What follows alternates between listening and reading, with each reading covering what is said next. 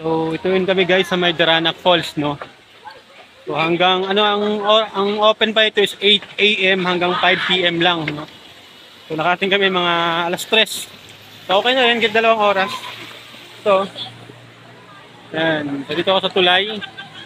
Tulay ng nagdurugtong sa mundong ibabaw at sa mundong ilalim. Joke lang. Ayan. So, mainit pa rin, no? Mainit pa rin hanggang ngayon. So, ito. Naghahanap kami ng magandang pwesto.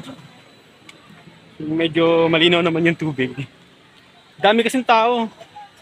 Daming nililigo. Bagay, mainit kasi. Kaya na nga, pagpasok namin dun sa may pa-entrance pa lang ng Daranac Falls, grabing sasakyan. Ang layo ng pinarkingan namin, guys, sa totoo lang. Sobrang layo.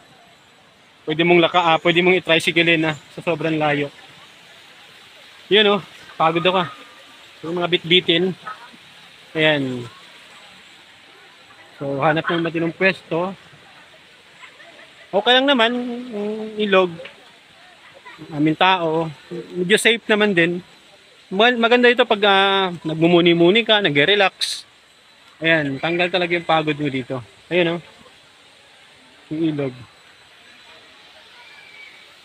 So, pag may time kayo, pwede kayong pumunta dito, no? Mura lang yung entrance, guys. Gaya na sinabi ko, 75 pesos lang yung entrance pag adult, and then pag may kasama kayong bata, 50 pesos lang.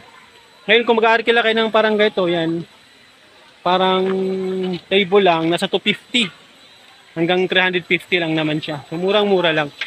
So hindi mo na kailangan gumastos pa ng mahal. Yan, oh. So, dito kami sa pwesto. Yan. So Daranac Falls sa May Tanay, Rizal. So see you soon.